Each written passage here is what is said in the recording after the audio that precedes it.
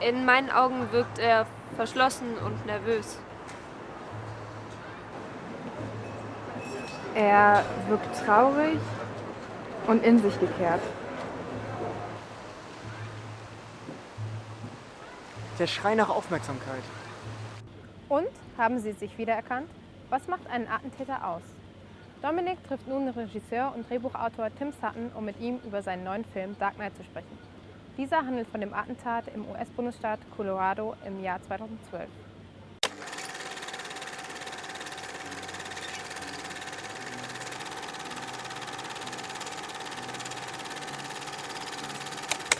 Welcome, Tim. Nice to have you here in our lovely car. Thank you. Your main characters were described as empty, incomplete, and almost zombie-like by the Variety magazine. Do you think that these quote about your characters is a compliment? Well, I think it's a backhanded compliment. It's fitting because they're not happy people. They're just going through their regular day, and so there are times when they seem bored, or they seem disconnected, or they seem isolated, and that's how these people spend their days. These people in the suburbs in America, I wanted to specifically show in a specific way. In the magazine Filmmaker, you said that you have chosen random actors for the movie. Mm-hmm. Why did you choose random actors to show that it could be normal people? A lot of people in Los Angeles didn't want to make this movie. And at the same time, I think it's more important to have just regular people in there, as long as they have an ability to act naturally in front of the camera. Because then you're looking around and you're seeing yourself in each character, even the shooter.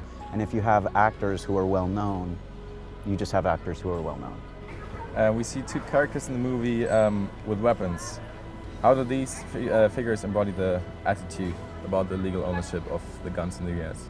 I don't believe in guns. I don't believe anyone should have a gun. So what I wanted to do was just simply observe what it is like in, let's say, that part of the country where people own guns. Many people own more than one gun. And I wanted to show that it exists. Where do you see the connection between playing computer games and shootings? Where do you see it? Questions. I think there's no connection between these two things. Why? Because I think most of the people can make a difference between the virtual reality and the real reality with a real gun. Agree, but I agree with you, but do you think that that's completely the case, unanimously, 100%? 100%? You can't say 100%. You can never say 100%. Okay.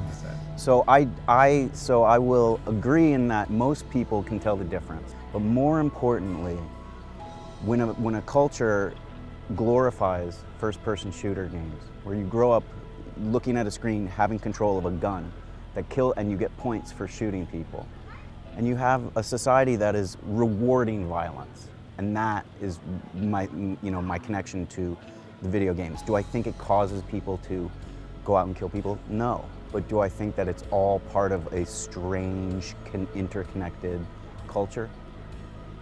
Do you think that because shooters get so much attention from the media, this is encouraging more people to do it, to get the same attention? I do think the media just boosts it up to cacophony, to chaos. And I think the reason that I made this movie, the essential reason I made this movie, was to create a quieter, artistic voice that would last longer than the news cycle. So every 5 minutes there's a new shooting and everybody's up in arms about it, and then they ignore it, and then they just get bored with it. And so this movie is supposed to be something that kind of is a living, breathing voice that's different from that. So at the shooting in Colorado, there were 12 people killed and a lot of people more injured. Did your attitude to make movies change due to that impact? Sure. It's a complex thing happened there, and that's an understatement, but when Holmes walked into that theater and he threw tear gas and he yelled, "I'm the Joker," people started applauding because I thought it was part of the studio's presentation of the premiere. And to me, that was represented like a tiny death of cinema.